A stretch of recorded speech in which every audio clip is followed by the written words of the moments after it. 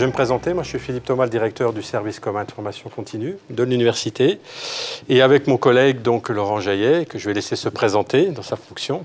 Bonjour, Laurent Jaillet, je suis coordonnateur technique fonctionnel au sein du service et animateur de la cellule d'appui à l'apprentissage du CFK.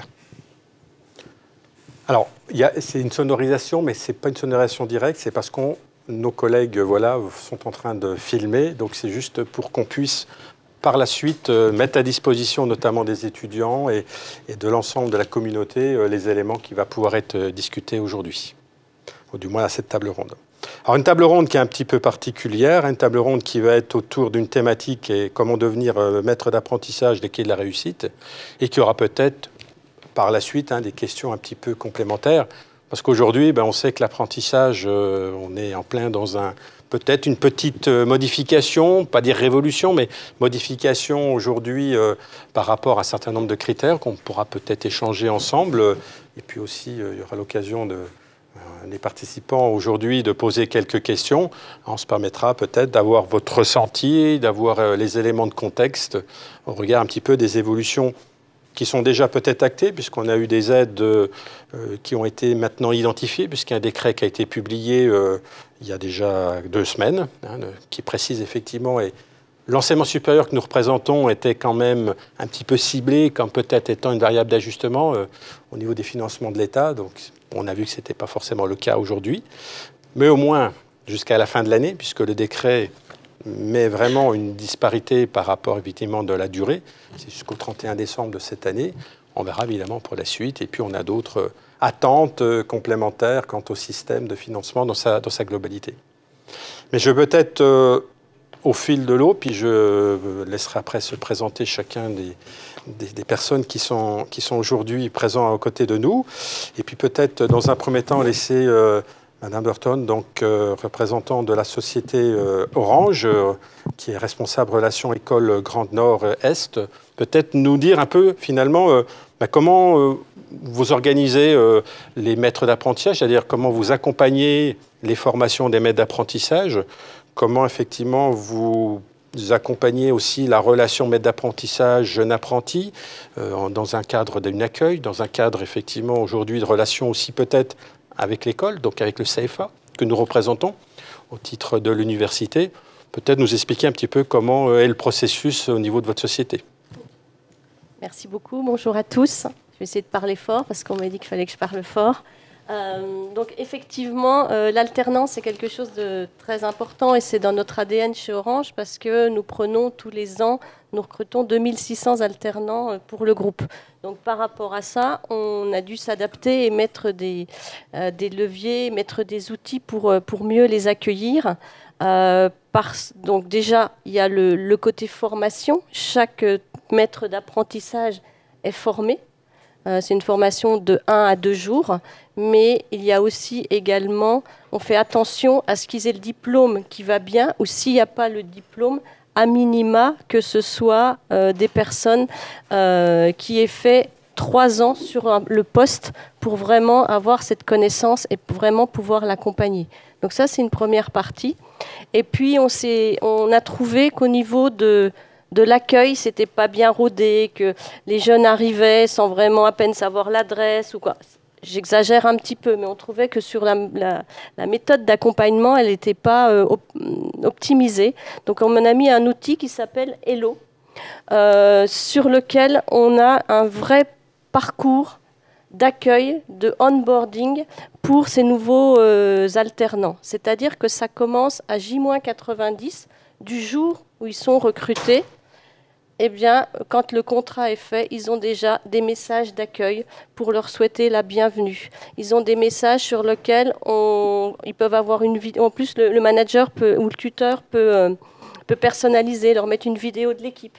Ça peut être des photos sur le bâtiment, c'est des connaissances de l'entreprise, la stratégie de l'entreprise, de leurs collègues. Donc il y a tout un parcours et on leur envoie dès les 90 jours des informations sur leur environnement pour qu'ils aient vraiment une expérience collaborateur, on peut le dire, réussie. Donc ça, c'est vraiment quelque chose qu'on a travaillé. Et depuis peu de temps, pour un grand groupe où on recrute beaucoup, ça fait 2 ans qu'on a mis en place ce onboarding vraiment qui va assez loin, avec 2 parcours. Il y a vraiment un parcours dédié pour les jeunes alternants, avec des temps forts. Mais il y a aussi des temps forts le jour de l'accueil. On fait attention à ce que le manager soit là, à ce que le tuteur soit là, avec voilà, tout le RH. Le RH fait partie aussi prenante de ce onboarding.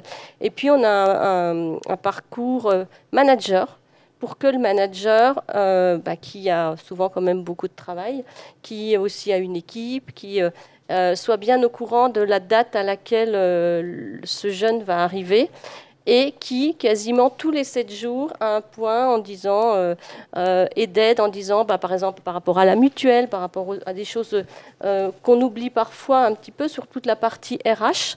Ils ont tous des accompagnements avec des fiches pour donner des tempos avant et une fois que le jeune est chez nous.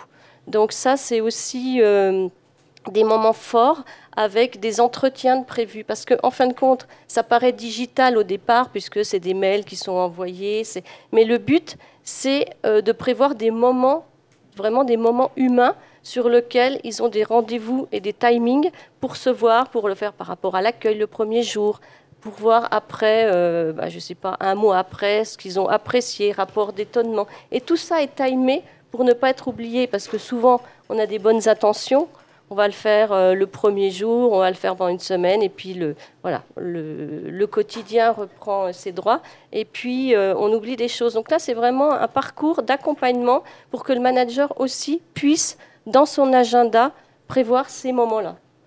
Alors, les retours sont plutôt extrêmement positifs, tant du côté manager que du côté RH, et puis surtout du jeune apprenant. On a vraiment vu une différence, et puis le fait d'avoir une vidéo avant d'arriver, ça rassure. Donc je pense que ça donne une belle image, c'est rassurant, et on se trouve aussi, parce que le souci aujourd'hui c'est de garder nos jeunes pour les fidéliser, on a trouvé que ça avait donné une image beaucoup plus attractive, et ça nous permet de fidéliser aussi les jeunes en commençant depuis la signature. Et est-ce que finalement, ce processus-là, vous avez vu aussi une augmentation, ou du moins quelque part dans l'aspect qualitatif, au niveau du taux de réussite aux examens? Est-ce que vous sentez vraiment dans cette phase d'accompagnement et dans cette amplification que vous avez mis en œuvre dans votre dispositif, quelque part un impact aussi sur la réussite des jeunes dans le cadre de l'obtention de leur diplôme? Alors ça, je n'ai pas les chiffres pour vous dire ce qu'il en est, mais c'est moins peut-être de démission, c'est-à-dire que les gens se sentent plus accompagnés. Ouais. Et ça permet aussi de rattraper des choses, parce que des fois, il n'est pas top, on a des problèmes, et puis finalement, alors que ces temps réguliers, et il y a un entretien au bout de 6 mois qui vraiment valorise les choses, permettent d'éviter que ça dérive, et que le manager ou le jeune puisse avoir des soucis. Donc ça permet d'avoir des temps réguliers et moins avoir de dérives, et parfois de recadrer quand il y a besoin, de recadrer assez rapidement. Et au final, l'intégration est vraiment supérieure à ce qu'on avait avant. D'accord. Et donc effectivement, moins de non-dits aussi. Et l'impact effectivement sur les éventuelles ruptures de contrat est quand même assez effectivement lissé grâce à ce dispositif-là. Oui, parce qu'on s'était rendu compte aussi qu'on avait de plus en plus de ruptures liées alors le Covid a joué, donc il y a eu pas mal de phénomènes qui ont fait que les jeunes parfois changent, mais avec ce onboarding mieux fait, plus adapté, on trouve qu'on améliore vraiment la relation. Merci beaucoup. On reviendra peut-être à un moment donné dans les questions que vous pourrez poser les uns et les autres. Et je vais laisser Laurent repoursuivre notamment avec notre autre entreprise qui a bien voulu nous venir à cette table ronde. Donc, une autre entreprise, une autre façon d'accueillir ces apprenants, ECA Nexia. Donc, on va vous demander de présenter l'entreprise. Et puis on a la chance d'avoir une apprenante qui pourra, elle, témoigner de son accueil et de comment ça se passe dans la relation maître d'apprentissage, apprenti. Allez-y. Je commence. Du coup. Bonjour à tous. Donc nous, on est venu en force aujourd'hui pour cette table ronde. Donc moi, je suis Lucille Lapré, la responsable marketing du cabinet ECA, donc cabinet d'expertise comptable et d'audit à Dijon. Et j'ai eu la chance d'accueillir donc en septembre Léa. Donc je suis ici en tant que maître d'apprentissage pour partager mon expérience sur ce nouveau rôle que je découvre. Et je suis accompagnée aujourd'hui donc de Zoé Ibari, qui est notre chargée RH. Un nom. Oui, plutôt recrutement marque employeur. Mission RH, voilà. Et donc Léa, mon apprenti.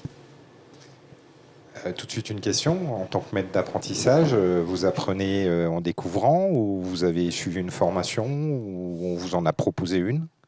Alors, j'ai pas suivi de formation à proprement parler sur le rôle de maître d'apprentissage, mais on a au cabinet des formations sur le management d'une manière générale, justement pour nous accompagner à prendre ce rôle en main. Voilà. Bien. Donc Léa. Je ne sais pas si Zoé veut préciser. Oui. Donc votre intégration dans l'entreprise, la première phase, ça a été anxiogène ou il y a eu un accueil particulier avec une mise en place d'un cursus d'accueil? Eh ben, ça s'est très bien passé. Chez ECA, il y a un parcours d'intégration. Du coup, on est accueillis avec un café régulièrement pour un peu apaiser la distance. Et ensuite, on nous présente du coup le cabinet, les outils qu'on va utiliser au long de l'année et les missions qui vont nous être demandées. Donc, on n'est pas jeté dans le grand bain sans avoir connaissance de ce qu'on va faire. Et il y a la possibilité de faire des points relationnels avec ce que vous faites en organisme de formation? Oui, avec votre maître d'apprentissage? Avec ma tutrice, on fait souvent des points avec ce que je vois à l'école et ce qu'on peut mettre en application du coup en entreprise pour avoir un lien avec mes études. Oui, ça c'est quelque chose qu'on fait assez régulièrement avec Léa, forcément.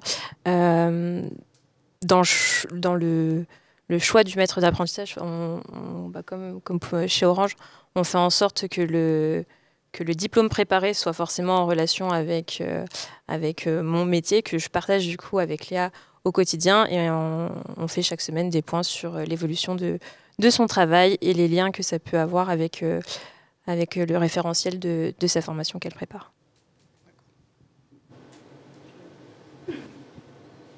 Et le choix du maître d'apprentissage au sein de l'entreprise, c'est sur proposition, sur volontariat, sur... Alors, c'est un peu sur volontariat, mais c'est surtout aussi en fonction des besoins. Par exemple, dans une équipe, on va essayer de faire en sorte que le tuteur soit le plus souvent avec l'alternant, en fait, pour éviter qu'il puisse le suivre en fait, au quotidien, qu'il puisse vraiment qu'il y ait vraiment un lien de proximité. Parce par exemple, Léa et Lucille sont dans le même bureau. C'est vrai que c'est quand même beaucoup plus simple pour communiquer, pour avancer, pour faire des points réguliers. Et même surtout pour avoir des questions, parce que c'est vrai que quand on alterne, forcément on a toujours plein de questions, donc c'est toujours un peu plus simple quand le tuteur est plutôt proche. Et sinon, un peu comme Orange, forcément, toujours le tuteur c'est en fonction du diplôme, mais c'est surtout nous en fonction des équipes et des besoins. Souvent un responsable de mission, donc manager, sera du coup le tuteur de l'alternant qui sera donc intégré dans son équipe. Pour les deux entreprises, les maîtres d'apprentissage sont valorisés dans leur cursus, ont une gratification quelconque? Oui, chez nous, il y a une gratification quand on est maître d'apprentissage, tout à fait. Alors nous, à contrario, non. Il n'y a pas de gratification. Peut-être dans le futur, qui sait, mais pour l'instant, non, c'est pas quelque chose. Voilà, il n'y a pas de gratification en plus pour nos maîtres d'apprentissage. Pour rappel, les maîtres d'apprentissage ont une gratification obligatoire dans la fonction publique d'État pour les maîtres d'apprentissage, mais c'est pas fixé légalement pour tous les autres corps de. C'est pas inscrit dans le code du travail. Voilà, c'est pas inscrit dans le code du travail. Par contre, ça peut être valorisé dans l'entretien professionnel, puisque c'est une mission. Nouvelle ou récurrente, donc c'est quelque chose qui peut être valorisé. Moi, j'aurais une question complémentaire à ce que Laurent évoquait, mais dans la liaison justement que vous opérez et dans les différents échanges que vous avez, des retours entre le centre de formation et puis l'entreprise, est-ce que vous avez des outils particuliers? Est-ce que vous utilisez, par exemple, nous, au niveau des CFA, on a ce qu'on appelle le livret électronique d'apprentissage. Est-ce que vous avez ce type d'habitude d'utilisation? Est-ce que vous sentez que ces types d'outils sont importants dans la relation justement entre le CFA et l'entreprise? Et du coup, au centre, le jeune, qui est là pour lui acquérir des nouvelles compétences en entreprise, est-ce que ce sont des choses qui vous semblent importantes? Alors, je pose la question aussi aux deux entreprises, aux deux représentants. Alors nous, concernant la relation tripartie entre Léa, son centre de formation, et ESA, il y a effectivement un carnet de liaison, comme vous pouvez l'appeler par le passé, numérique, qui nous permet d'échanger avec son école sur aussi bien ses cours, son cursus et les missions qu'elle réalise chez ECA. On a aussi l'occasion de faire des points régulièrement avec son référent de formation, donc soit par téléphone, soit en physique. On a fait un point là, à la fin du premier semestre, justement, pour s'assurer que tout est bien, que nous sommes tous bien en phase, justement, sur ce qui se passe en cours et au bureau. Voilà. Le lien, effectivement, entre les acquisitions obtenues, effectivement, au CFA et puis la mise en œuvre directe au niveau de l'entreprise. Oui, ça, c'est quelque chose... Moi, en tant que maître d'apprentissage, j'essaye de faire très attention pour que Léa ne soit pas totalement déconnectée de ce qu'elle apprend à l'école. Et ça, je trouve que c'est très important justement pour la réussite du jeune qu'on accueille en alternance, parce que c'est avant tout un jeune apprenant qu'on a avec nous. Et c'est important de pouvoir faire le lien justement entre la théorie qu'on découvre en cours et parfois la réalité du terrain qui n'est pas toujours aussi droite, mais justement qui permet de découvrir une autre dimension du métier. Antoine, si vous voulez... Pareil, effectivement, c'est important d'avoir ce lien avec l'école pour faire des points réguliers et voir qu'on n'est pas trop loin du diplôme, parce que c'est arrivé que y a des jeunes où ils ont fait des missions qui étaient un peu trop éloignées et qui n'avaient pas leur diplôme derrière. Donc je pense qu'il est important d'avoir ces réajustements avec l'école. Et puis aussi, la posture peut parfois être différente entre l'école et l'entreprise. Donc je pense que c'est vraiment une relation tripartite. Complètement. Hein. Et au tout début, au moment du recrutement, quand vous avez trouvé l'apprenant que vous voulez recruter, la définition des missions qui vont lui être confiées, vous essayez de voir le contenu de la formation avant, ou vous envisagez les missions et après vous mettez en relation avec l'équipe pédagogique pour voir si ça colle? Alors moi, je sais que les écoles systématiquement me demandent de faire la liste des missions. De plus en plus maintenant. Je sais qu'avant c'était un petit peu moins le cas, mais donc là maintenant c'est vraiment le cas. C'est vrai que nous, notre métier est plutôt, voilà, en termes de missions, c'est plus ou moins les mêmes missions, par exemple en expertise comptable. Voilà, ils ont l'habitude, mais c'est vrai que par exemple pour Léa, qui est plutôt en communication marketing, elle nous avait transmis du coup son référentiel, et avec Lucille, c'est vrai qu'on avait vraiment pris le temps de regarder pour voir si les missions que nous on voulait lui confier allaient avoir un lien en fait avec sa formation. Donc nous, c'était vraiment très important de se fier du coup à ce référentiel et à faire en sorte que les missions confiées soient diversifiées, intéressantes, mais surtout, voilà, comme elles ont dit, qu'elles aient un lien avec le cursus. Et dans la pluralité des métiers proposés chez Orange, c'est pareil, la mise en relation du référentiel de formation avec la proposition faite à l'apprenti? Oui, on essaye. Mais on essaye aussi, même en avant, quand on envoie les fiches de poste, de bien vérifier avec les responsables pédagogiques que déjà la formation soit bien adaptée. Parce qu'autrement, ça peut être compliqué. Et après, au fur et à mesure, d'avoir ces rendez-vous avec l'école permet de bien se repositionner parfois. Et puis, dans une entreprise, ce qui peut être compliqué aussi, c'est que l'entreprise évolue vite. Et quand on garde quelqu'un 3 ans, parfois, ils peuvent être dans un service où les missions de la première année ne sont pas les missions de la 3e année. Donc, c'est là où ça peut être un petit peu plus complexe pour s'adapter au niveau de mission de l'entreprise et que ce soit quand même en phase avec avec la formation. Donc voilà, ça demande parfois un peu d'adaptation pour le jeune aussi. Et est-ce que vous envisagez une évolution au sein, parce que pour certains diplômes, type bachelor universitaire de technologie, le jeune rentre, il est bachelier, il va sortir avec un grade de licence. Donc la première année, la deuxième année de formation, il est exécutant plus, et il arrive en troisième année, il a plus des postes à responsabilité. Est-ce qu'il arrive que vous fassiez évoluer le jeune dans les services différents pour que ça colle à la gradation de sa montée en compétences? Ça peut être la même chose avec un titre d'ingénieur ou... Surtout sur les BUT ou les bachelors, parce qu'effectivement, 3 ans entre le jeune qui arrive, qui sort du bac, qui arrive dans le monde de l'entreprise, et 3 ans après, c'est plus du tout la même personne. Je vais penser par exemple, je sais pas, par exemple dans les boutiques, où au départ, il va faire de la vente, on va dire classique, et puis après, en dernière année, on va le mettre avec le manager, et ça va être lui qui va présenter les réunions d'équipe, qui va faire des suivis de challenge, d'animation. Donc oui, on leur donne vraiment des compétences, on leur permet d'avoir des compétences supplémentaires. Puis il faut garder aussi de la motivation, parce que 3 ans surtout avec la nouvelle génération, 3 ans sur les mêmes missions, c'est parfois compliqué. Donc c'est bien de pouvoir les nourrir et de leur donner d'autres choses et d'autres responsabilités à faire. Surtout que nous, en tout cas chez ECA, on a l'objectif aussi à terme de les garder avec nous, de les embaucher. Donc il y a forcément une montée en compétences tout au long de l'apprentissage pour qu'à l'issue de leur formation, et une fois qu'ils soient diplômés, ils puissent prendre le poste sereinement, en tout cas, et avec toutes les... La plupart de nos responsables de mission managers sont des anciens alternants, même anciens stagiaires. Du coup, c'est vrai qu'il y a quand même un espèce de parcours. Ils commencent en stage, par exemple, dans le cadre de leur Master 1 ou leur Master 2. Ensuite, on les prend en alternance, par exemple, en Master 2. Et ensuite, ils sont intégrés... ils sont embauchés, du coup. Et l'idée, c'est qu'ils restent pas pendant 5 ans sur le même poste. C'est vraiment qu'ils aient des missions qui leur soient confiées, qu'ils puissent prendre en responsabilité pour ceux qui en ont l'envie et qui ont les capacités aussi. Et donc, voilà, nos responsables de mission sont pour la plupart des anciens alternants qui ont commencé chez nous avec un contrat d'apprentissage, quoi. Est-ce que vous vous retrouvez confronté à des jeunes à qui vous proposez de rester au sein de l'entreprise et qui vous répondent qu'ils veulent aller voir ailleurs, découvrir de nouveaux horizons avant de se stabiliser professionnellement? Alors franchement, moi je suis en poste depuis 1 an et demi chez ECA, j'ai pas eu le cas. Pour l'instant, on fait 100% d'embauche à l'issue. Ce sera peut-être plutôt justement, ils préfèrent faire leur expérience avec nous au début et par la suite, voler de leurs propres ailes. Par exemple, nous, on a un cabinet, donc il y en a certains qui vont peut-être vouloir aller plutôt en entreprise.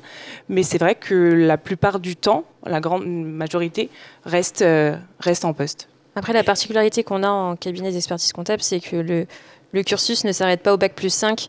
Généralement, les étudiants qu'on embauche à l'issue d'un master vont poursuivre pour avoir le diplôme d'expertise comptable, justement. Et généralement, ils aiment bien poursuivre dans le même cabinet parce qu'ils connaissent déjà les dossiers, etc. C'est plus facile pour eux pour préparer leur mémoire et tout ce qui s'ensuit. Parce que c'est un long parcours, en tout cas. Et chez vous, la société Orange, vous savez un petit peu la proportion de taux de transformation, si je peux me permettre de dire ainsi, d'un contrat d'apprentissage vers un emploi, quel qu'il soit d'ailleurs, court ou long Ça a beaucoup évolué chez nous. Il y a quelques années en arrière, on fidélisait beaucoup les jeunes. Ils faisaient une alternance, ils étaient embauchés. On avait des BUT, RT, on en a pris, n'est-ce pas, Madame Jorot? On en a pris beaucoup, on a recruté beaucoup de monde.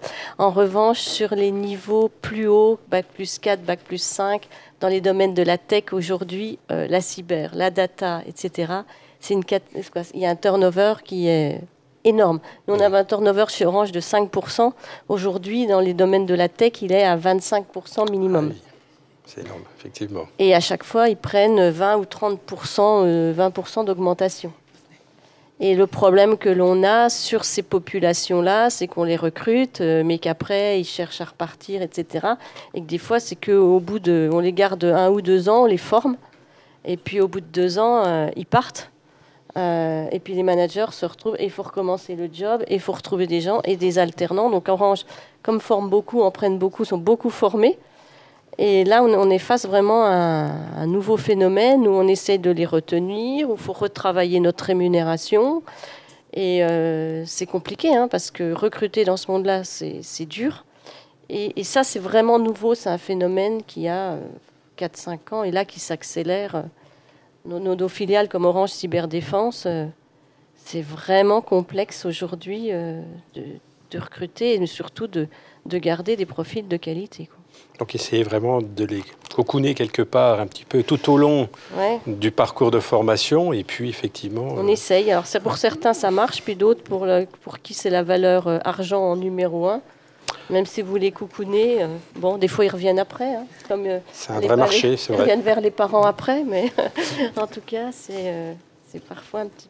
Le monde de la tech est quand même, je pense, aujourd'hui un monde un peu à part. Je ne sais pas si vous avez ces mêmes phénomènes chez les experts comptables, mais en tout cas, chez nous, dans le monde de la tech, c'est compliqué. On le retrouve moins dans le monde commercial, bizarrement, mais le monde de la tech, vraiment un monde complexe aujourd'hui sur des data scientists, sur des experts en cyber, sur ce type de postes-là.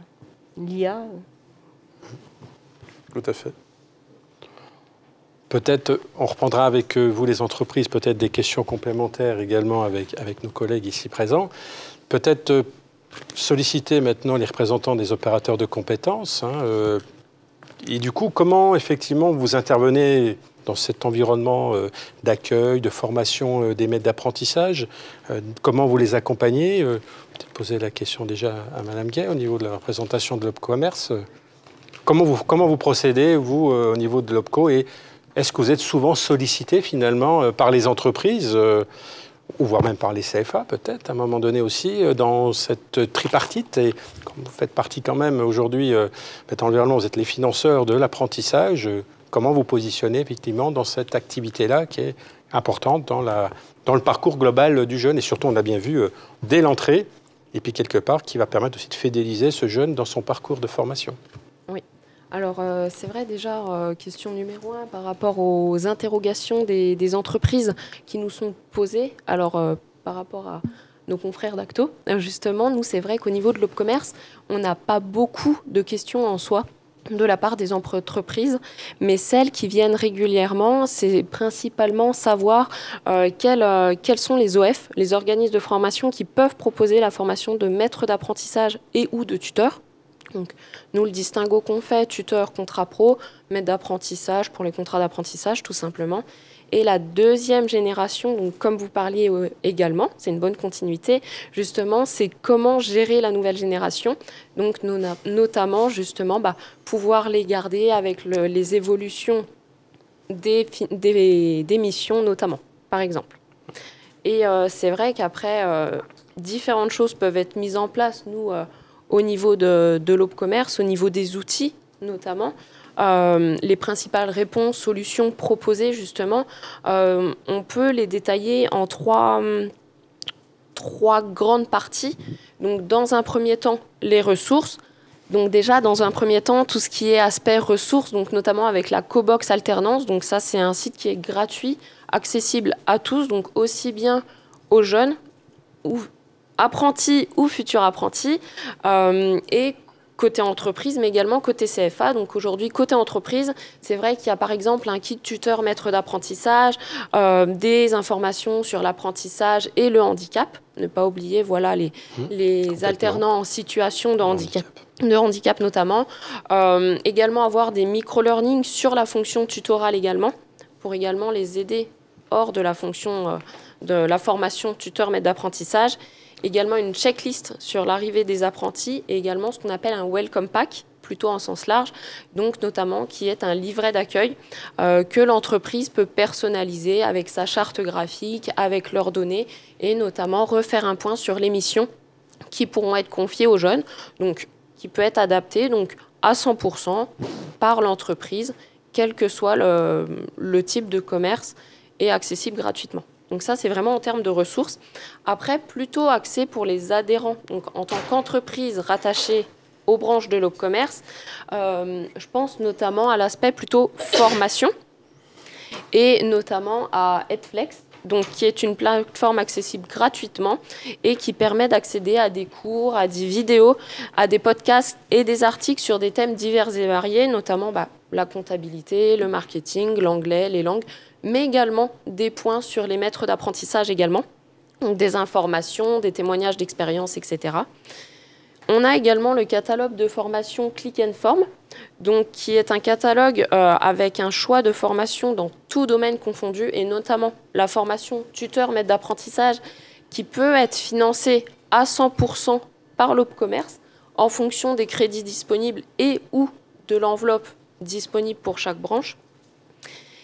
Et en termes de formation, dernier aspect, donc la formation tuteur maître d'apprentissage, donc avec pareil un financement possible par l'OPCommerce, en général qui est environ de 15 € de l'heure et qui dure approximativement entre 7 et 14 heures. Donc là, juste bien le point d'exclamation, le warning, comme on dirait au sein de l'OPCO, c'est de bien faire attention justement que l'organisme de formation soit certifié Calliope, sous risque de ne pas avoir de financement de l'OPCO, tout simplement.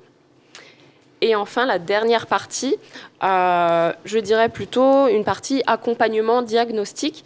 Donc c'est vrai que certaines entreprises peuvent avoir du mal à se positionner parfois en se disant « j'aimerais un alternant, mais je ne sais pas trop comment m'y prendre », ce qui peut arriver. Sauf, là, on a des expertes, en l'occurrence, sur le statut de maître d'apprentissage. Mais on propose également un diagnostic, pareil, qui peut être financé ou cofinancé par l'OPCO et qui s'intitule Cap sur l'alternance et qui permet un accompagnement avec un consultant sur le développement et la structuration de l'alternance dans l'entreprise et de cette formation tuteur maître d'apprentissage et de la marque employeur que CA parlait également, qui est primordiale. Que je peux dire au niveau de l'OPCommerce. Et est-ce que vous avez un peu une proportion par rapport à vos adhérents, une proportion de quels sont effectivement les usages et du moins un pourcentage d'usagers par rapport à votre PAC ou votre proposition globale? Alors, c'est vrai que très régulièrement, moi, les échos que j'ai pu avoir, notamment, tout ce qui est le catalogue Click and Form, notamment, c'est aussi une facilité en termes de gestion, d'utilisation, du fait qu'il n'y a pas de dossier complémentaire à déposer, que c'est des organismes de formation qui sont déjà répertoriés, qui ont répondu à des appels d'offres, qui ont été vérifiés s'ils étaient bien certifiés Calliope. Et dans ce cas-là, c'est vrai que la formation de tuteur, les organismes, les entreprises, pardon, passe grandement par le catalogue Click and Form. Après, en parallèle, du fait des outils gratuits, notamment la Cobox et Edflex pour les adhérents, c'est vrai qu'il y a aussi beaucoup d'adhérents qui utilisent ces plateformes-là. Très bien. Madame Marion. De notre côté, je ne vais pas reprendre, mais c'est un petit peu les mêmes missions. Sauf que nous, notre particularité, c'est que Acto, c'est un OPCO de branches. Et donc, nous, on représente 27 branches professionnelles. Donc, on va de l'hôtel, café, restaurant.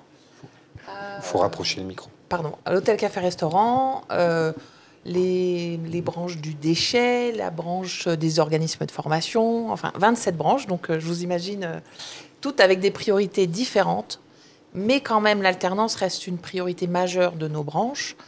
Et une particularité avec la branche hôtel, café, restaurant, qui, eux, ont mis en place un permis de former, où eux, quand ils prennent un apprenti, ils ont l'obligation de passer ce permis de former pour les maîtres d'apprentissage et tuteurs.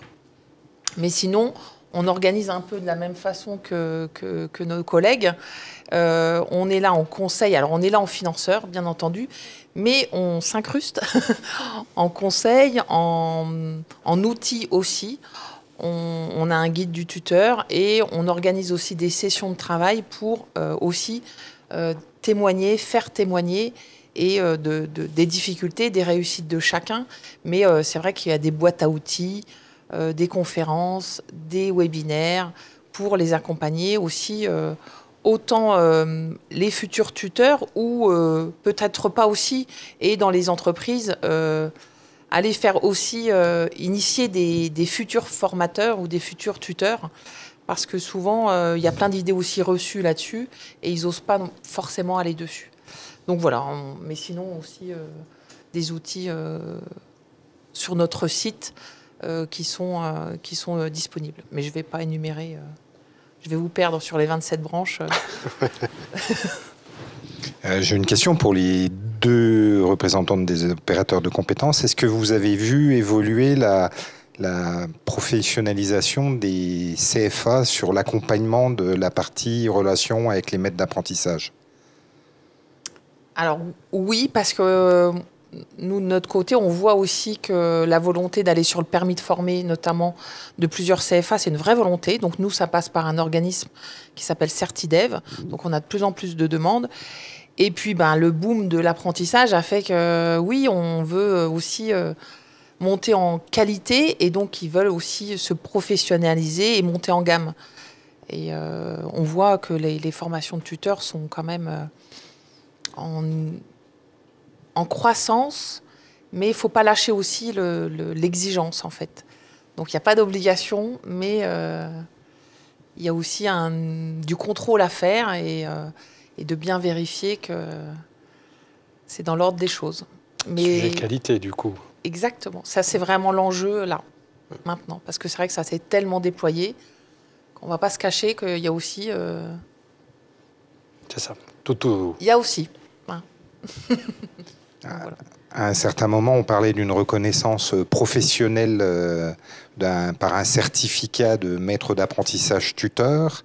On a vu passer certains documents avec une base de quelles étaient les compétences du maître d'apprentissage certifié une fois qu'ils avaient fait la formation. Où ça en est? Alors moi, je n'ai pas d'informations sur ça, mais en tout cas, ce que je vois, c'est que dans les entreprises, ils cherchent de plus en plus à valoriser ces tuteurs et maîtres d'apprentissage. Une rémunération en plus, une valorisation, une mise en avant. Il y a quand même des choses qui bougent dans les entreprises et forcément, on l'encourage. Mais pour l'instant, pas d'autre chose. Si je peux me permettre de compléter, alors...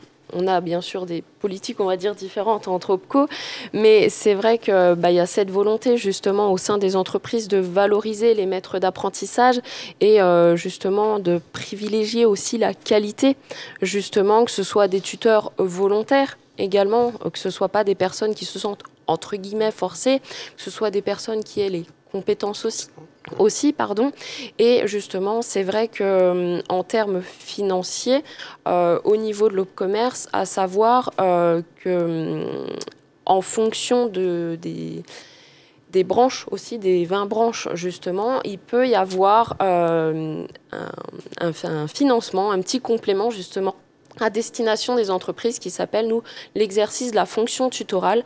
Donc ça peut être une somme complémentaire en fonction de ce qui reste au moment justement de la demande de l'accord de prise en charge, et ça peut aller de 70 € pour un mois jusqu'à 600 € au total pour les 6 premiers mois du contrat, par exemple, en fonction des branches et en fonction de ce qui reste dans l'enveloppe. J'aurais une question complémentaire peut-être plus aux entreprises, mais qui sont aussi liées à vous, opérateurs de compétences. Dans les CERFA, il nous est plutôt préconisé d'avoir 2 maîtres d'apprentissage. Comment vous vous positionnez par rapport à cette possibilité-là, puisque maintenant, on voit bien apparaître maître d'apprentissage 1, maître d'apprentissage 2. Comment vous positionnez par rapport à cette possibilité-là, dans un cadre effectivement globalisé? On parle de parcours, on parle d'une année, 2 ans, parfois 3 ans. La difficulté, effectivement, c'est que parfois, le maître d'apprentissage, il n'est peut-être plus dans l'entreprise, ou il y a une nouvelle mission, etc. Comment vous voyez effectivement cette désignation? Est-ce qu'elle est systématique? Est-ce qu'elle n'est pas du tout employée? Comment vous voyez cette possibilité-là qui est offerte aujourd'hui? Et on voit bien dans le contrat d'apprentissage, dans le CERFA, et en plus qu'il a été remixé un petit peu, on le voit bien mis en avant. Alors, de mon point de vue, justement, il y a encore beaucoup d'entreprises justement qui se disent j'ai l'obligation de mettre un maître d'apprentissage, donc je reste sur 1. Après, comme conseil, moi je dirais vraiment d'en mentionner un deuxième, de bien mettre 2 maîtres d'apprentissage, sachant qu'il y en aura un principal. Le deuxième est entre guillemets en substitution. Et en fait, tout simplement en argumentant justement cette information, c'est s'il y a un seul maître d'apprentissage.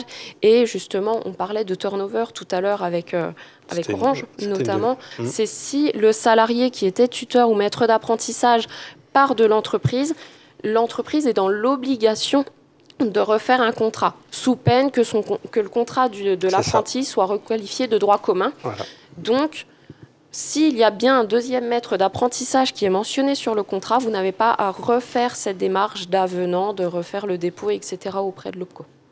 C'est un petit peu dans ce sens-là aussi qu'on le voyait. Alors du coup, nous, notre casquette CFA, au titre de l'université, effectivement, on voit un petit peu l'augmentation un petit peu de rupture de contrat, hein, que vous évoquiez tous, et qui nous interpelle à un moment donné. Et effectivement, l'accroissement un petit peu de ce phénomène-là amplifie effectivement, derrière effectivement la gestion qui impacte, hein, et donc aussi bien administrative qu'opérationnelle. Et c'est de voir effectivement avec vous si vous les conseillez, si vous les préconisiez, si vous, quelque part, vous tendiez vraiment à ce que les entreprises les mettent. Mais je ne sais pas si nos représentants d'entreprise ont la même vision. Vous voyez, entre les préconisations, mais la mise en œuvre. Ouais, c'est exactement la même chose, mais c'est vrai que c'est de la sécurisation pour nous. Quand on travaille sur la sécurisation des parcours, on leur indique bien. Et c'est vrai que quand ils prennent un jeune ou un moins jeune d'ailleurs, ils n'ont pas forcément cette conscience que les conséquences, c'est la rupture pour ça. Parce qu'il y a déjà tellement d'autres raisons d'avoir une rupture et c'est dommage d'avoir pas prévu un plan B ou un suppléant aussi, hein, ça peut être aussi comme ça, d'aider. Et on voit aussi dans les entreprises... il n'y a pas que le maître d'apprentissage ou le tuteur qui est en interaction avec l'apprenti. Et donc, il faut un travail d'équipe. Et nous, on le conseille aussi là-dessus. C'est oui, il y a un numéro 1. Et après, il y a tous les gens qui sont en contact avec les apprentis. Mais ça fait partie aussi des modules de sécurisation des parcours. Mais franchement, ce n'est pas encore assez connu. Ah, je ne sais pas, les entreprises... Alors, chez nous, je ne crois pas qu'on en mette. J'avoue que là-dessus... Mais pour nous, c'est riche d'avoir deux maîtres d'apprentissage et c'est pas toujours simple. Alors effectivement, nous, ça bouge beaucoup quand même. Les gens changent de service, donc c'est pas parce qu'on va en mettre 2 si on les garde 3 ans que les 2 personnes vont être encore là. C'est pas facile non plus quand il y en a un qui suit la personne avec des moments rythmés, etc. Qu'il y en ait une autre personne qui soit aussi avec, qui va refaire aussi les entretiens avec. C'est compliqué et c'est chronophage et c'est riche, je dirais. Après, je comprends par rapport au contrat. Peut-être que dans une entreprise où ça bouge pas trop, ça peut être gérable. Moi, je vois par exemple, j'ai Marie qui est avec moi. Je suis toute seule sur Dijon avec elle. Je vois, ce serait compliqué d'avoir un deuxième maître d'apprentissage parce que je suis la seule à faire ce job-là sur la zone. Donc ça dépend des départements, ça dépend des équipes. Mais ce serait l'idéal, mais pas toujours facile à mettre en œuvre. Mais je vous l'accorde, c'est hyper compliqué. Hein. C'est très très rare parce qu'en plus beaucoup de petites entreprises. Bah oui, pour les petites entreprises. Et donc des petites équipes. Donc c'est normal. Hein. Ouais. Alors nous, des fois, il y a le manager et un manager qui n'est pas toujours le même que le tuteur. Pour Marie, bon, je suis son manager et son tuteur, mais dans des équipes, par exemple, de techniciens, effectivement, il y a le manager qui l'a sous son équipe pour la partie RH et le tuteur qui le fait monter en compétences. Donc, à la limite, on pourrait presque mettre le manager en tuteur également, en double. Je ne sais pas si ça se fait là, par contre, j'ai pas là. Si. Ça se fait ? Ok. Ouais, donc ça peut être, à mon avis, dans les grosses sociétés, une solution, je pense. Mais c'est vrai que refaire le contrat, c'est après complexe. On rentre en fait après dans un cycle qui est quand même... En ce qui nous concerne, nous, la veille, souvent, c'est le livret d'apprentissage où le jeune dit « j'ai changé de maître d'apprentissage, mon nouveau maître d'apprentissage, je ne peux plus accéder au livret. Vous pouvez lui renvoyer les codes ?» Et à ce moment-là, on s'aperçoit que le maître d'apprentissage change. Et à ce moment-là, on informe l'entreprise qu'il faut faire un avenant au CERFA pour mettre le nouveau maître d'apprentissage. Donc ça fait reprendre les éléments. Et puis pour les collègues qui font la gestion administrative, on en met une couche. Quand il y a 2 maîtres d'apprentissage depuis le début, on ne change rien. Il y en a un qui est parti, on met l'autre en 1. Et puis voilà, en espérant qu'il ne parte pas avant la fin du contrat. Également, complètement. Ça, c'est aussi... Ça, c'est la vie d'une entreprise. Oui, oui. Exactement. On n'a pas encore eu le cas du deuxième qui parte. C'est parce que vous ne les connaissez pas, Si, ils sont... en principe, si. Ils sont nommés. Quand on a les 2 nommés sur le CERFA, on les implique tout de suite. Non, mais c'est quand le premier part, vous n'êtes peut-être pas toujours au courant du deuxième qui est... Bah oui, c'est là qu'on demande et c'est là que le deuxième prend la place du premier, du coup. Peut-être, Laurent, laisser la parole, peut-être, questionnement un petit peu à ce moment-là, à ce niveau-là. de la table ronde. Peut-être quelques questions de la salle. Je ne sais pas si des collègues souhaitent apporter d'autres éléments ou des questionnements de ce qu'on vient d'échanger. N'hésitez pas. L'objectif, c'est aussi un peu l'interaction de ce qu'on a déjà peut-être échangé ou précisé. Non? On vous a redonné tous les éléments, toutes les informations. Alors, oui, Sandrine, je vous en prie. Merci beaucoup pour vos témoignages. Merci beaucoup pour vos témoignages. Peut-être une question sur le livret de liaison. Vous attendez quelque chose de très développé, de très précis, ou d'avoir une certaine liberté en fonction des missions? Qu'est-ce qui vous intéresse? Qu'est-ce que vous souhaitez? Parce que c'est vrai que là, moi, je me positionne plutôt en tant qu'organisme de formation. On a en tête des missions, mais voilà, parfois, peut-être, on n'est pas assez descriptif ou peut-être trop précis. Donc, quel est votre avis sur ce point-là? Moi, de ce que je peux voir sur la liaison qu'on a avec l'école de Léa, les missions et ce que son centre de formation attend ne sont pas forcément formalisées dans ce carnet-là, mais elles sont communiquées par d'autres biais et on échange énormément avec Léa justement sur ces attendus-là. Mais effectivement, ça serait peut-être intéressant de les intégrer dans ce carnet pour que le maître d'apprentissage puisse avoir une vision beaucoup plus globale de ce qui est attendu et ça nous permettra en tout cas de réajuster sans forcément solliciter les référents de formation ou autres pour que ça colle. Puisque finalement, on délègue une partie de la formation aux entreprises. Oui, c'est un des objectifs de cette notion d'alternance entre centre de formation, acquisition d'informations, de connaissances, mais aussi de compétences, et qui est transformée effectivement en entreprise, mais qui est aussi une continuité, puisque cette partie-là, elle est déléguée à l'entreprise. C'est ça. Et c'est vrai, plus il y a de liaisons, comment dire, le plus clairement possible ou le plus transparent possible, c'est encore plus, effectivement, et par des différentes typologies d'outils qui peuvent être mis à disposition. J'ai une question pour la personne qui fait la RH. Est-ce qu'au moment où vous avez envisagé le recrutement de Léa, vous avez co-construit les missions avec la personne qui allait être son maître d'apprentissage? Bien évidemment. Bien évidemment, oui. On a fait un point avec Lucille, qui a réfléchi déjà de son côté aux missions qu'elle pourrait confier du coup à sa future alternante. Ça nous permettait aussi de voir est-ce qu'on recherchait plutôt un niveau Bac+2, Bac+3, Bac+5. Donc voilà, donc c'est Lucille qui a construit en grande partie du coup les missions. Moi, je suis plus revenue sur la mise en page, sur la tournure, etc., la publication, le traitement des candidatures. Mais c'est vrai que c'est Lucille qui Zoé est très modeste sur son rôle dans le recrutement de Léa, parce qu'effectivement, j'ai défini les missions que j'attendais pour mon alternante, mais Zoé m'a quand même beaucoup orientée sur justement ce profil, savoir si c'était plutôt un Bac+3, les attendus des formations, etc. Moi, j'avais au départ une idée un peu préconçue, toute faite de mon alternant, et au final, voilà, d'échanger avec le service RH, ça permet de penser à tous ces petits détails qu'on n'a pas forcément au début en tant que maître d'apprentissage sur le référentiel, sur les rapports à rendre, etc. Le rythme d'apprentissage aussi. Ça, c'est quelque chose auquel on... Ça, c'est que moi, j'avais pas forcément en tête, mais que Zoé m'a proposé, et voir si ça collait bien avec les missions qu'on allait confier, parce que parfois, il y a des périodicités, etc. Et donc potentiellement, s'il y a deux organismes de formation qui proposent la même typologie de certification et de qualification, le calendrier peut avoir son importance dans le choix? Complètement. Totalement. Par exemple, nous, en expertise comptable, on a des périodes fiscales.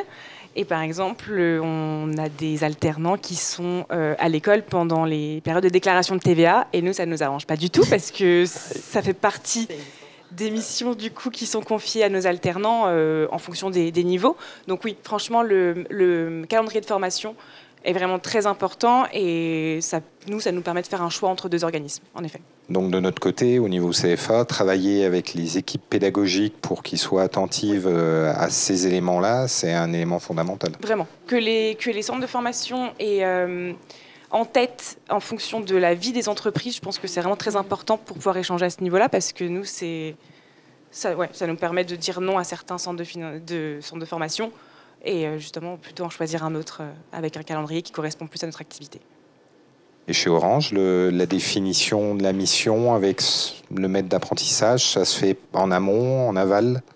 Oui, en général, c'est un peu pareil, hein. C'est le manager qui définit ses besoins et après, il voit avec le RH pour identifier le rythme d'alternance, le niveau, l'école qui va bien.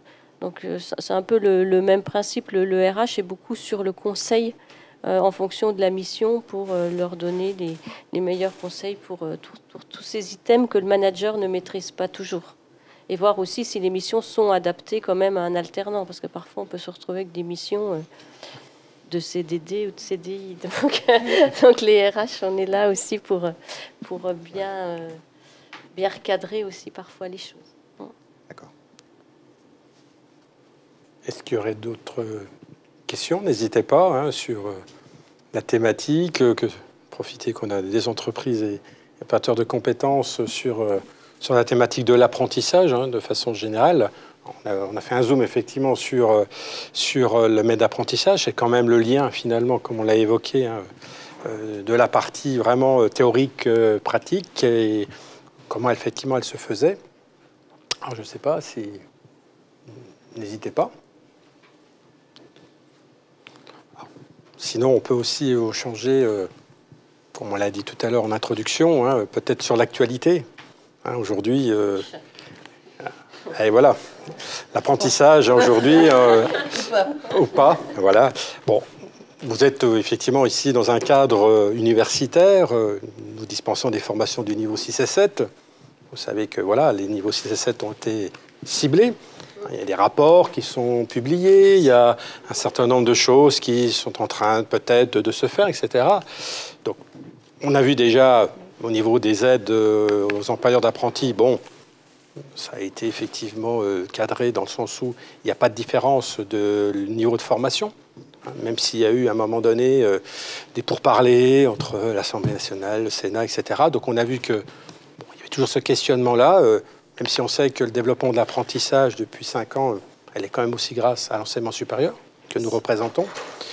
Et une question, effectivement, aujourd'hui se pose et sur laquelle on n'a pas aujourd'hui encore de réponse, ni vous ni nous, mais comment, effectivement, vous vous positionnez par rapport à l'éventuel, puisque la loi de finances, aujourd'hui, elle indique clairement, pour les niveaux de nos formations 6 et 7, qu'il y aura un reste à charge aux entreprises. Alors, sur une valeur plafond, c'est pas exactement quoi, comment ça va être mis en œuvre, etc. Alors, comment vous voyez les choses, parce que on est dans le questionnement un peu tous, de savoir comment effectivement on va mettre en œuvre ces choses-là, on parle à un moment donné de vente de formation, de tarification de formation, etc. Peut-être, je ne sais pas, Burton, peut-être, est-ce que vous pouvez nous dire un peu quel pourrait être, parce qu'on est en pleine, il va bien, dans cette semaine que nous avons organisée aujourd'hui, enfin cette semaine-là, dans le déroulé, on fait des job dating, on a effectivement des besoins, les entreprises sont là pour exprimer leurs besoins, mais on voit aussi faiblesse dans le sens où une incertitude ou un questionnement. Voilà, comment éventuellement vous vous positionnez à travers cet environnement-là, même si effectivement on sait à l'instant T, pas facile à répondre. Alors chez Orange, moi je fais partie de la direction attractivité employeur France, donc on est vraiment sur le dossier puisqu'on travaille là-dessus. Je ne vais pas vous dire qu'on est très heureux de tout ce qui arrive. Voilà, les baisses des aides, le nouveau décret où on attend les informations. Alors pour autant, Orange, ça fait partie de notre ADN puisque avec des aides, sans aides, on prend des alternants depuis des années, de 5% de notre masse salariale. Et donc, par rapport à ça, on a prévu de continuer. On a un accord sur 3 ans. On prendra toujours 5% de notre masse salariale, soit recrutement d'à peu près 2600 alternants par an, même si les choses évoluent. Alors ça, c'était lié aux aides de l'État, parce qu'avant, il y en avait, il n'y en avait pas. Voilà. Donc là, on s'est dit, on continue. Ça fait partie de notre ADN, notre raison sociale. Le décret, je ne vais pas vous dire qu'on l'attend quand même avec impatience, parce que quand on a 2600 alternants, et que si sur 2600 alternants, dont les 3 quarts sont du niveau 6 et 7, ça va faire une grosse somme qui n'était pas prévue dans les budgets. Donc on attend de voir ce que ça va donner, mais ça peut vraiment avoir un gros impact financier. Ça peut aussi avoir un impact où, par exemple, moi je sais que j'aime beaucoup travailler, alors, c'est pas parce que je suis à l'université là, mais quand on va sur des bachelors, des BUT qui sont quand même de très bonne qualité, on peut être amené à se poser des questions en disant est-ce qu'on continue sur du BUT ou est-ce qu'on prend du BTS? Ça nous coûtera moins cher. Là, non, mais j'ouvre le débat. Bien sûr, c'est un des éléments qu'on souhaitait aussi échanger avec vous. On pourrait se poser la question parce que les coûts vont pas du tout être les mêmes. Donc on attend avec impatience de savoir ce que décret va sortir pour savoir derrière. Parce que là, tout est parti quelque part. On est sur. Ça arrive quand même très tard pour les entreprises parce que tout est parti. On a identifié notre nombre d'alternants. On est parti sur les job dating. On a nos écoles partenaires. C'est une grosse machine. Et ce décret arrive février, mars, alors que tout est lancé. Donc c'est quand même une année qui est compliquée, quoi. Autant on a envie, grosse entreprise, et puis l'insertion des jeunes est vraiment important pour nous. Mais ça fait quand même beaucoup d'aléas cette année que nous n'avions pas les autres années. Il y a une première couche d'aide, bon, ok. Mais là, sur le décret, on attend de savoir est-ce que ça va être des forfaits, est-ce que ça va être des négociations quand même encore avec les écoles, est-ce que voilà, il y a tellement de choses qui sont dedans que c'est une année compliquée pour l'alternance. Ouais. Je sais pas, les entreprises. On est un peu dans le même cas. Après, nous, c'est vrai que on a un volume d'alternants qui est moindre du fait qu'on soit un peu plus à taille humaine. On a une vingtaine d'alternants. Nous, c'est à peu près la même chose. Dans tous les cas, prendre des alternants, les intégrer, etc., ça ne changera pas qui les aide ou qui pas les aide. Forcément, c'est un plus.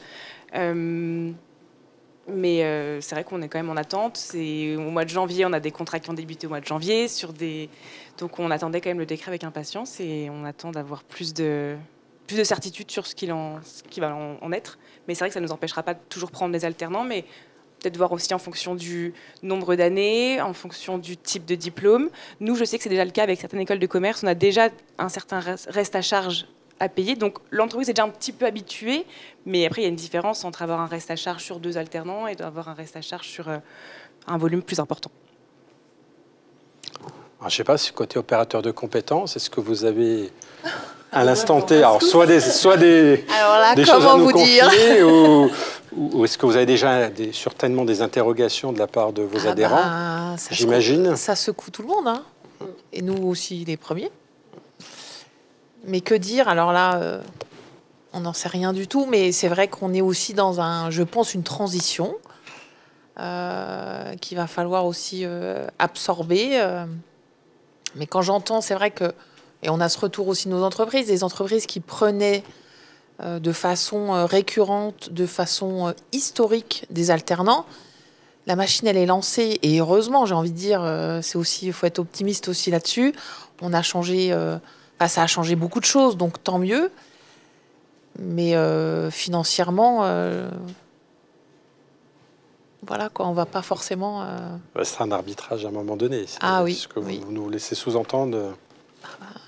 Je sais pas, je vois pas autrement, mais c'est personnel, hein, mais je vois pas ça va pas aller dans le sens plus. Non, c'est pas possible. Hein, mais l'évolution, elle a été incroyable quand même, quoi. Donc il va falloir qu'on aille aussi là-dessus. Et on le disait tout à l'heure, aller sur la qualité. Et enfin, nous, c'est un enjeu hyper fort parce que c'est bien qu'il y en ait beaucoup. Mais c'est bien qu'il y en ait beaucoup et de grande qualité. Et ça, vraiment, il faut qu'on travaille aussi là-dessus. Donc oui, le reste à charge, il y en aura sûrement, mais c'est pas. J'espère que ça va pas être l'écroulement. Enfin, ça serait quand même dingue. Non, il y a des belles choses qui se sont enclenchées, quoi. Mais non, j'en sais pas plus du tout. Je vais avoir la même réponse. Tout simplement, c'est vrai que comme que ce soit côté entreprise, côté CFA, c'est vrai qu'il y a des projets de loi qui sont dans les tuyaux, mais vous avez exactement les mêmes infos que nous en tant qu'OPCO. Et malheureusement, tant que le décret n'est pas passé, on ne peut pas vous certifier sur l'honneur, vous dire vous aurez tant ou tant de reste à charge. Est-ce que ça va être le CFA qui va facturer l'entreprise ou est-ce que le CFA va envoyer la demande à l'OPCO et après ça va être à l'entreprise de redonner les fonds à l'OPCO, etc. C'est vrai qu'on n'a pas du tout les informations par rapport à ça. Honnêtement, on n'est pas plus avancé que vous, en toute transparence. Et c'est vrai, justement, comme la disait ma collègue d'Acto, c'est vrai qu'il y a certaines entreprises qui ont une ADN apprentissage, donc notamment comme Orange et CA aujourd'hui, mais c'est vrai qu'il y a aussi certaines entreprises, alors je pense notamment aux petites structures, qui ont 1 ou 2 salariés et qui ont parfois une trésorerie, on va dire, limite, pour lesquels qui s'étaient mis justement dans la démarche d'aller dans l'alternance pour justement se dire j'ai envie de faire découvrir mon métier, etc. Potentiellement garder un alternant par la suite pour faire grossir ma structure, etc. qui malheureusement peuvent être impactés notamment par certes la diminution des aides, par potentiellement un reste à charge qui restera parce que financièrement parlant ça ne sera peut-être plus possible ou trop limite pour ne pas mettre en péril justement l'entreprise. Puis il y a aussi le système des exonérations au niveau effectivement salarial, oui.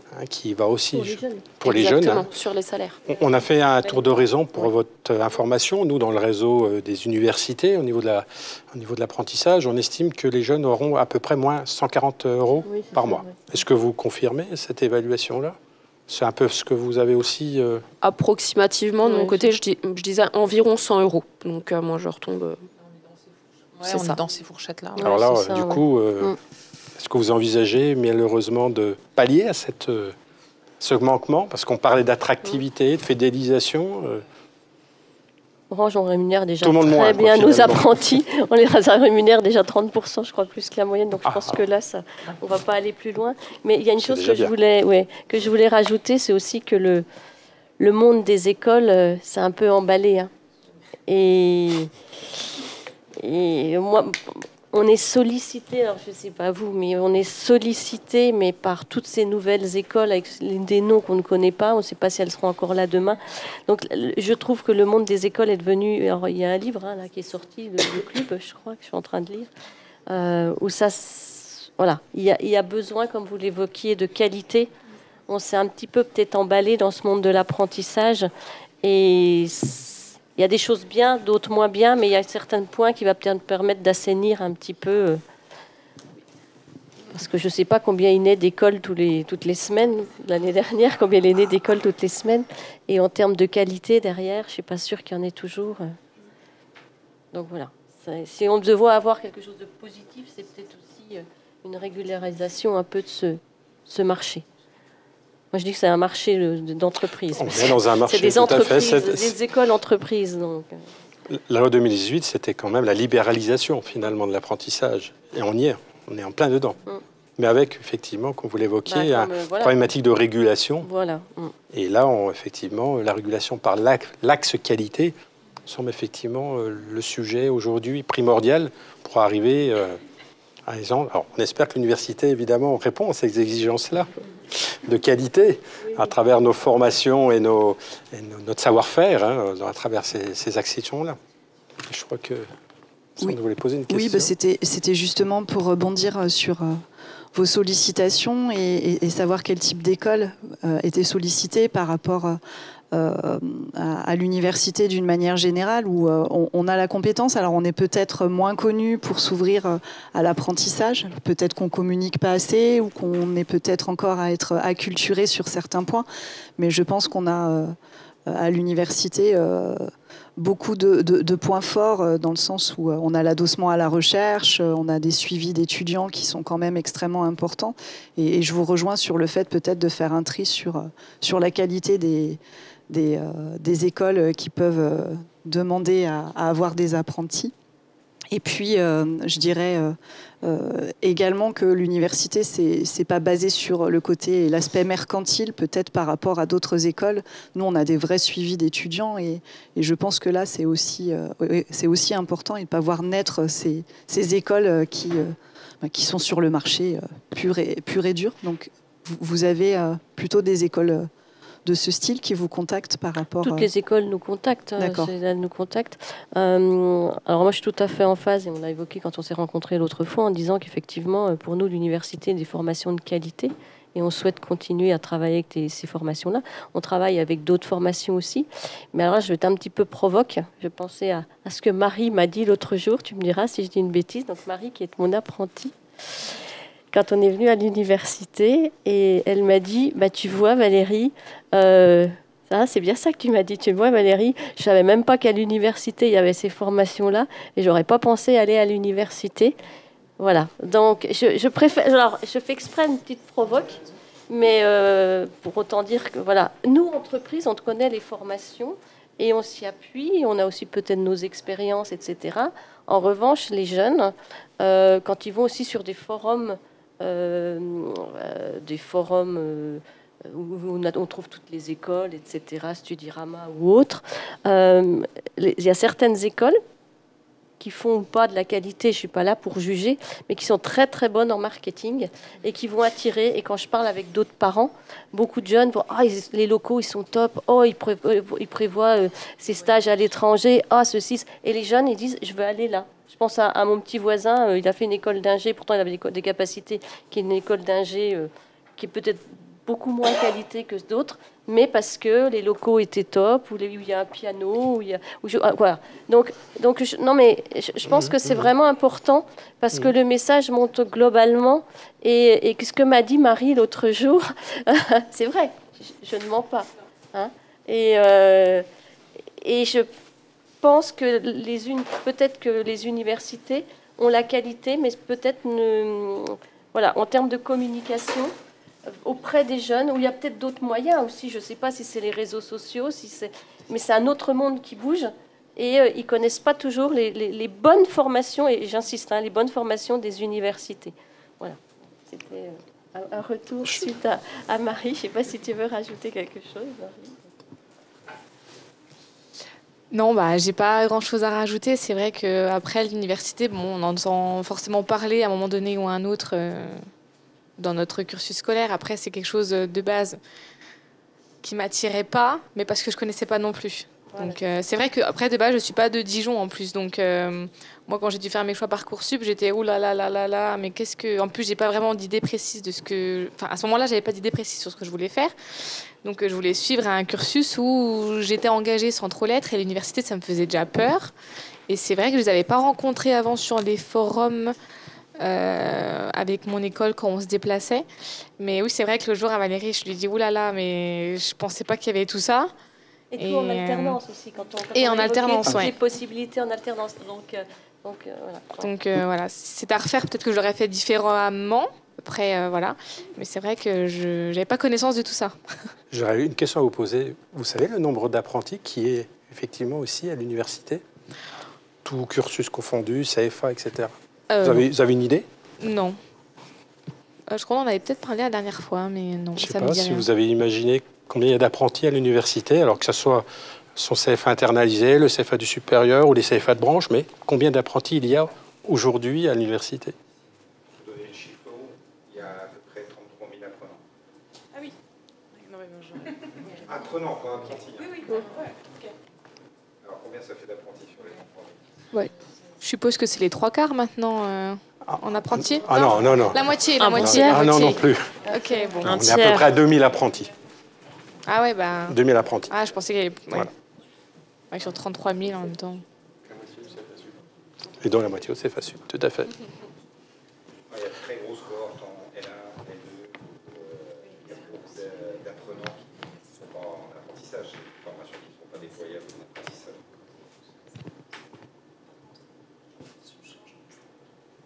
Oui. Par contre, si on va en master, presque tout à fait. Donc c'est vrai que l'apprenti, on connaît maintenant, c'est un vrai sujet. Et en plus, on a des modalités d'apprentissage complètement différentes. On en a 3 types de modalités, puisqu'on a un CFA historique, qui est le CFA du supérieur. La loi de 2018 nous a permis effectivement de créer notre propre CFA. Et puis nous avons des partenaires qui portent des formations, mais qui sont liés à nos formations directement certifiées par l'université, et où d'ailleurs on intervient parfois tout ou partie, on peut être d'ailleurs totalement dispensateur de la formation. Donc c'est ce monde-là, le monde universitaire est capable effectivement de répondre à toutes ces typologies-là, quelles qu'elles soient. Et c'est vrai que la loi de 2018 a permis cet essor, hein, d'où effectivement la structuration, mais quelque part aussi nos interrogations aujourd'hui, puisque comme les autres CFA, nous avons bâti une offre qui est aujourd'hui effectivement alors, liée aussi à notre capacité de mixité publique. Ça, c'est aussi une plus-value que nous avons dans l'environnement aujourd'hui, vis-à-vis peut-être d'autres centres de formation qui, à un moment donné, c'est sûr que la variable va être plus compliquée, mais nous avons aussi des formations totalement en apprentissage. Je regarde l'heure. On est arrivé quasiment à la fin, n'est-ce pas? Je ne sais pas si vous... Une petite dernière question, avant de remercier... Alors moi, ce ne serait pas une question.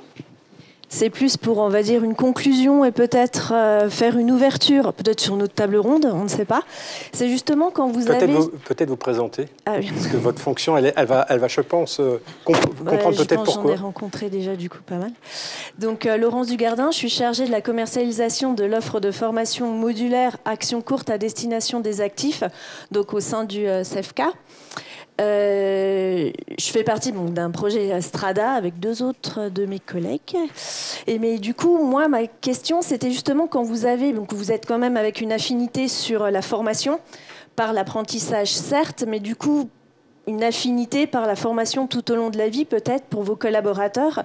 Et du coup, quand vous avez, on va dire, la fiche filière, les unités d'enseignement qui peuvent arriver pour vos apprentis, est-ce que vous vous dites, tiens, ça pourrait être hyper intéressant pour mes collaborateurs, peut-être à développer, comment je pourrais en faire participer,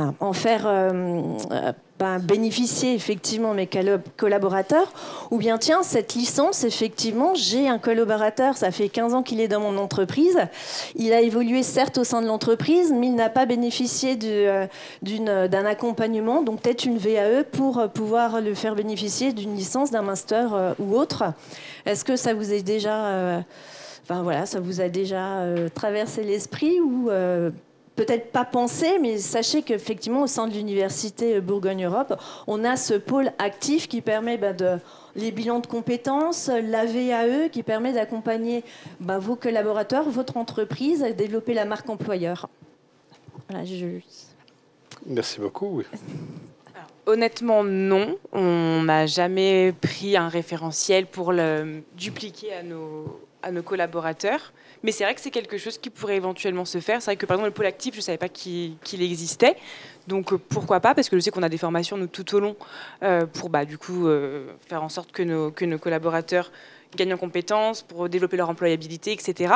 Donc pourquoi pas. C'est vrai que c'est une information que moi personnellement j'avais pas en tête. On utilise d'autres centres de formation qui le font, mais c'est vrai que c'est quelque chose qu'on n'y pense pas forcément. Donc c'est vrai que c'est un point intéressant.